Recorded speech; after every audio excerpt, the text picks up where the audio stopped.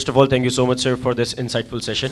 My question from you is, what's stopping us from making these divisions, these big provinces into sub-provinces, or, Karachi into a province?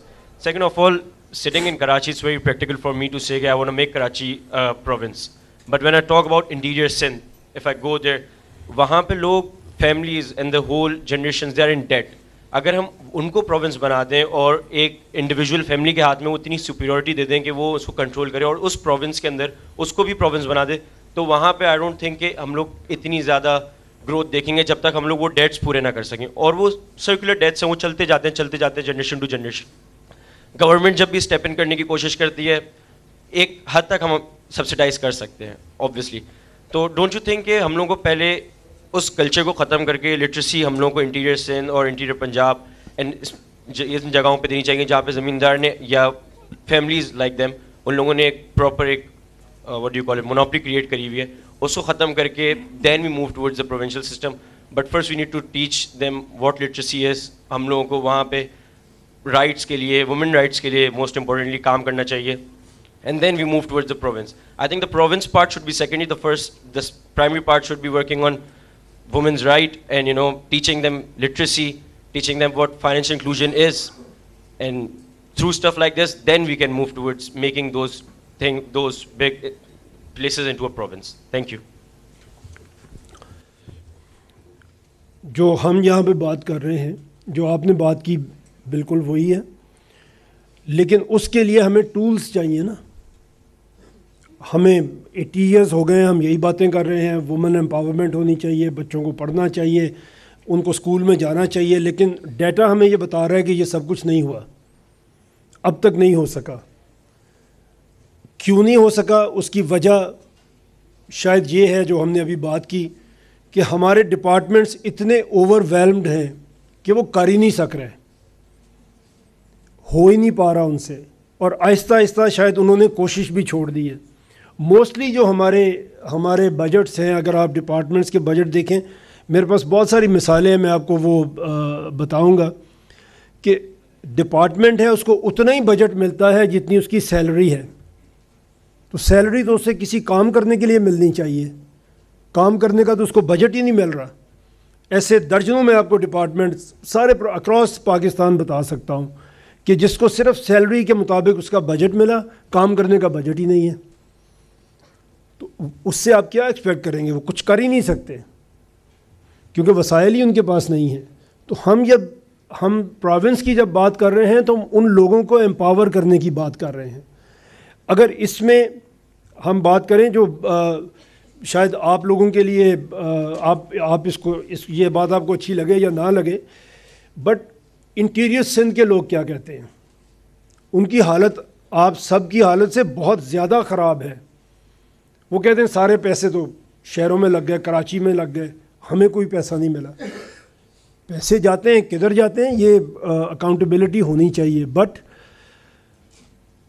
اگر آپ چھوٹے province بنائیں گے, میں یہ آج گارنٹی سے آپ کو کہتا ہوں, اور میں اس پہ بحث بھی کرنے کے لیے تیار ہوں, کہ کراچی سے زیادہ فائدہ انٹیریئر سندھ کو ہوگا. وہاں تو ایسی یونیورسٹیز نہیں ہیں جہاں جیسے آپ لوگ بیٹھے ہوئے ہیں, وہاں تو ایسے اسکول نہیں ہیں جیسے آپ کے پاس ہیں. آپ کو تو مہنگا پانی کا ٹینکر مل جاتا ہے, ان کو تو وہ بھی نہیں ملتا. ان کے لیے یہ زیادہ بینیفیشل ہے کہ ان کا صوبہ بنے اور ان کے وسائل ان تک پہنچیں اور وہ اکاؤنٹیبل کر سکیں اپنے لیڈرز کو.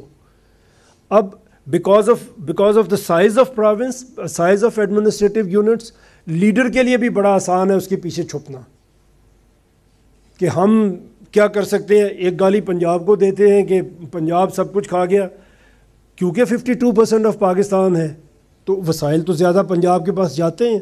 لیکن 18th امینڈمنٹ کے بعد آپ ذرا بجٹ کے فگرز اٹھا کے دیکھیں تو صوبے تو بھرے ہوئے ہیں پیسوں کے ساتھ.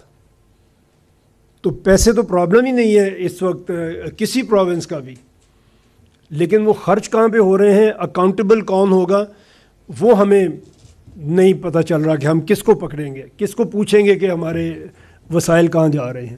تو جب آپ کا ایڈمنسٹریٹو یونٹ چھوٹا ہوگا, وہ آپ کے سامنے ہوگا, وہ آپ کے قریب ہوگا, آپ دیکھ سکیں گے کہ یہ ہمارے 4 ڈسٹرکٹس ہیں جن کے اوپر ہمارا پروونس ہے, یہ ہمارا چیف منسٹر ہے, یہ اس کے پاس وسائل ہیں, نتیجہ کیوں نہیں نکل سکا؟ اور ایک سب سے بڑی بات آپ نے جو بات کی وڈیروں کی, اور اس کی سب سے بڑی چیز جو ہم اس میں جو سب سے بڑا پوٹینشیل ہے اس چیز میں, وہ مڈل کلاس کی لیڈرشپ مرج کر سکتی ہے یہاں سے. اور دنیا میں اگر کہیں پہ ترقی کو بھی آپ چھوڑ دیں, دنیا میں پولیٹیکل لیڈرشپ مڈل کلاس سے آتی ہے, رچ آف دا رچ سے نہیں آتی. اور جن ملکوں میں امیر آدمی, امیر فیملیز سیاست میں آتے ہیں, ان کا وہی حال ہوتا ہے جو ہمارا ہے. ہماری لیڈرشپ مڈل کلاس سے, پڑھی لکھی مڈل کلاس سے آنی پڑے گی, پھر آپ آگے بڑھ سکتے ہیں. اور وہ بھی اسی طرح پاسبل ہے. آج یہ ہو سکتا ہے کہ ایک پروونس ہے, اس میں ایک فیملی کی گرپ ہوگی, لیکن میں اب یہاں پہ نام لوگوں کے لینا نہیں چاہتا, لیکن ایسی جگہیں ہیں پنجاب میں میں نے دیکھی کہ جہاں پہ ریوولٹ کیا ہے لوگوں نے وہاں کے جاگیرداروں کے خلاف, اور بالکل عام آدمی کو, مڈل کلاس کے لوگوں کو انہوں نے ووٹ دیا ہے. بڑے بڑے برج الٹے ہیں اس طرح کئی جگہوں پہ. اور ہو سکتا ہے, یہ پاسبل ہے. ہم یہ سوچنا چھوڑ دیں کہ یہ نہیں ہو سکتا. سب سے پہلے ہم یہ سوچنا چھوڑ دیں کہ میں کچھ نہیں کر سکتا, میں کیا کروں گا. ہم سب مل کے کر سکتے ہیں, اور یہ ہمارے لیے ہے. اگر یہ آپ کرتے ہیں, آپ اس موومنٹ کا حصہ بنتے ہیں, تو this is not for me, this is for you. ایک وہ ہیلری کلنٹن نے کتاب لکھی, اس میں اس نے لکھا کہ you need a whole village to raise a child. آپ گھر میں رکھ کے بچے کو نہیں پال سکتے ہیں, آپ کو پوری سوسائٹی چاہیے. بچہ ہے وہ اسکول بھی جائے گا, وہ دوستوں کو بھی ملے گا, وہ گلی میں بھی کھیلے گا. جب تک سب جگہ پہ آپ ماحول کو ٹھیک نہیں کریں گے, تب تک آپ ٹھیک نہیں ہوں گے. تو ہمیں اس طرف بڑھنا ہے انشاءاللہ. اور وہ مڈل کلاس کی آپ میں سے لیڈرشپ آئے گی, وہ انشاءاللہ آگے بڑھے گی, اس ملک کو آگے لے کے جائے گی.